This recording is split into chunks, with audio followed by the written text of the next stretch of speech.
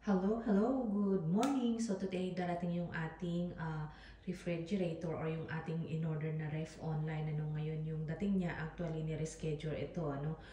So, ayan, at finally, eto na nga, ang tagal din ng inantay natin. Actually, dinaan na lang yan siya sa backyard kasi hindi siya magkasya sa main door namin. So, buti na lang ay malaki yung pintuan or yung opening dito sa my side backyard natin, kaya ayan. Tapos dito naman sa pintuan dito sa my backyard, ayan, medyo malaki-laki kasi two-door yan siya kaya ayan, kasyang-kasya, kaya dinaan na lang yan siya dyan instead sa front door. So, ayan. So give me the wire line.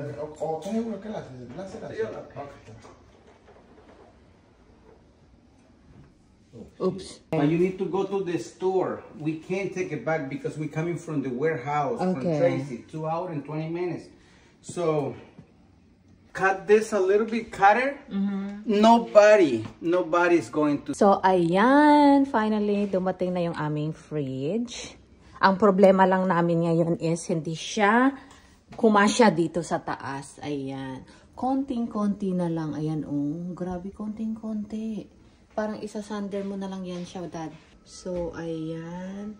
Ganyan lang ka konti, Isasander na lang yan para kasi yung mga bagong ref ngayon mataas.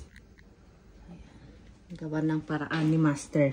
So, ayan finally dumating na. Actually, na-anticipate naman talaga namin ni Habi na mayroong konting problema na hindi siya kakasya. So, ang inisip namin talaga noon is isander niya yung ilalim ng cabinet para magkasya ito. Which is yun naman talaga ang plan namin kasi gustong-gusto namin itong ref na to.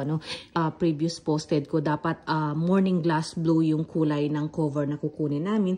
Kaso hindi available, kaya ito na lang ang kinuha namin, which is itong cover niya na to, pwede mo tong palitan. So, ayan. So, ayan at gagawa ni Habi ng paraan para magkasya yan. So, binalot ko muna yung ref kasi nga magsasander yan siya dyan kasi for sure maalikabukan para hindi doble yung trabaho natin. Kaya, ayan. Kasi sobrang konting-konti na lang talaga para magkasya siya.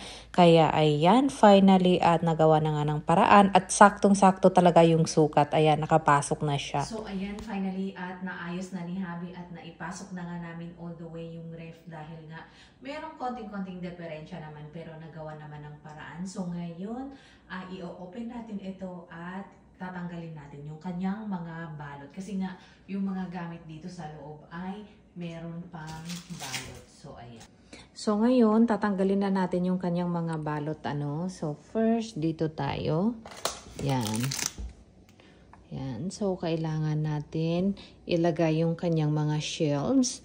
And same thing dito, So, ayan. So, yan. Andito na yung kanyang mga organizer. So, ayan. Ito yung kanyang mga box.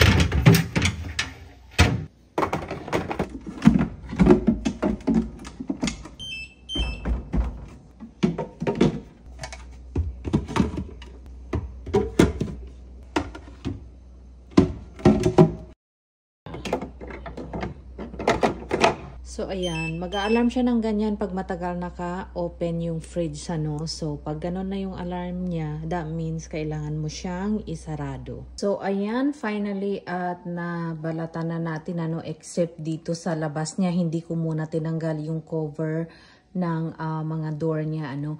Anyway, itong fridge na nakuha pala natin, yung order talaga natin is yung Morning Glass Blue.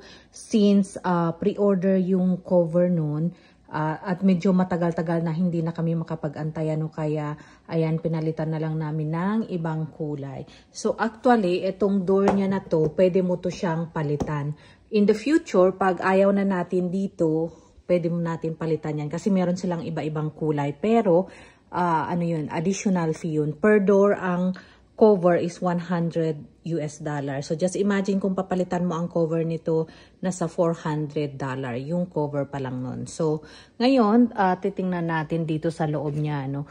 So ito yung nagustuhan namin dito sa fridge na to. Ay una, syempre meron siyang tubig. Ayan.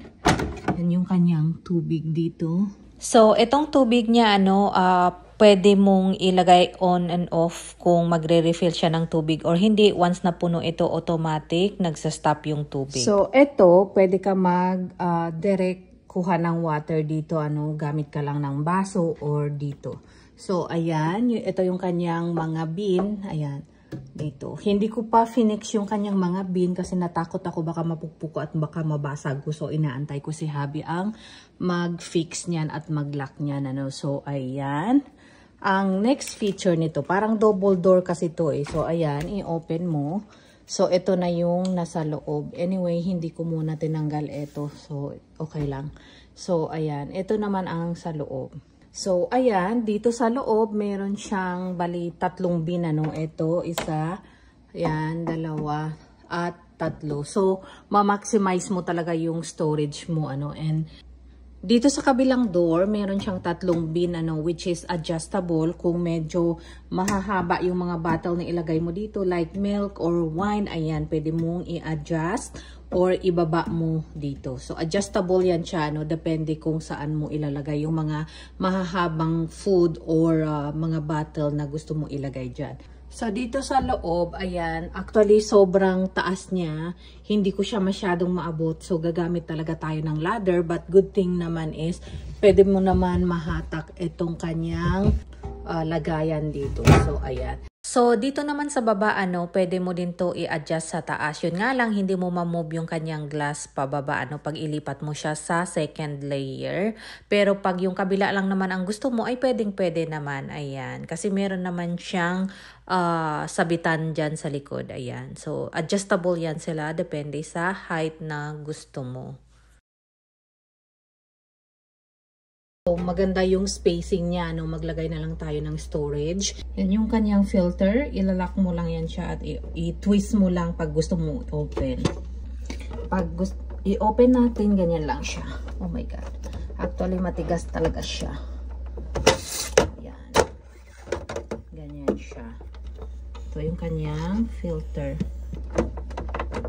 So, ayan, ano, kung napapansin ninyo ay very spacious ito kasi nga nasa almost 29 cubic ito eh kasi yung lumang ref natin nasa 26 cubic lang. So, dito naman sa baba niya, yan. So, ito yung favorite part natin, ano, yung dito sa baba niya. Kaya, nagustuhan ko ito compared dyan, ano, kasi yan, 3 door, tapos magkakalkal ka talaga sa baba. Kaya ko siya nagustuhan. Ito hindi ka na kasi magkakalkal dito, ano. So dito na maximize talaga niya, ano, yung storage. Meron kang mailagay dito, tapos ito yung kanyang ice maker. So dalawang klase itong ice maker niya, ano, yung cube ice at saka yung bite size. So ayan, tapos may storage na siya, ayan. Nahahatak mo talaga ito. Ayan.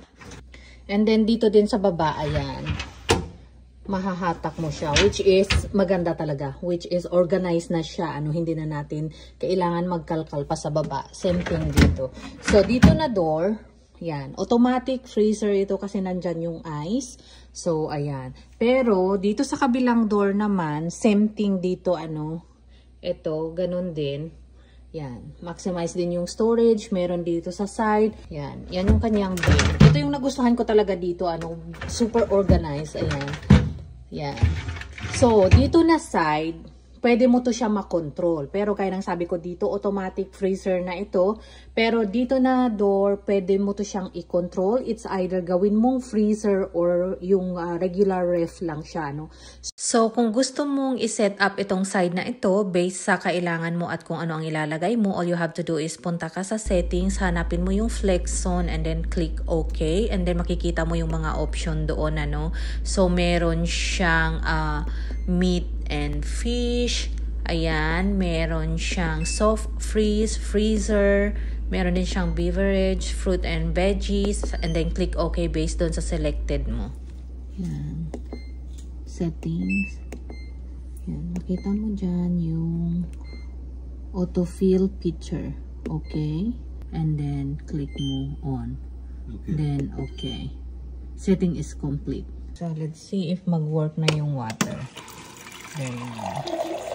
So if ever there's no water here, all you have to do is just go to the settings and then turn on yung autofill water nila doon, ano. If ever naka-off yun, walang tubig lalabas dito. This is like fresh water.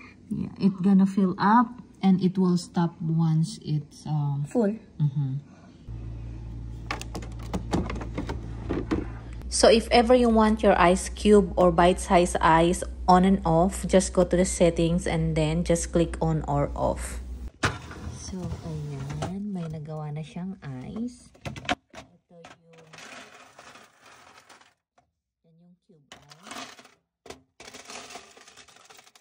Ban yung bite size. So maliliit lang. So yan pa lang ang nagawa niya. So, for door alarm, actually you can turn it on and off. All you have to do is just go to the settings and then find the door alarm. There you go. You can just turn it off or on and then click OK.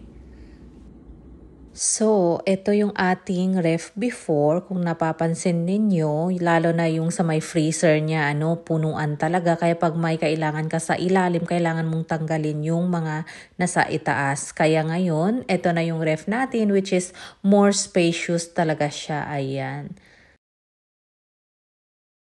Tapos, ang pinaka-favorite ko na part dito, ano, yung organizer niya dito sa baba, ayan. Pwede mo siyang hatakin, ayan. So, maluwang-luwang pa siya. Ito yung mga laman ng ating lumang ref, ano, kaya ayan. Actually, ang ganda ng pagka-organize. Yan yung mga na-freezer nating gulay sa backyard. Tapos, marami pa tayong pwedeng ilagay dito. Ano, kung nakikita ninyo, marami pang mga space. So, yun lang. Share ko lang. Bye-bye and have a good night.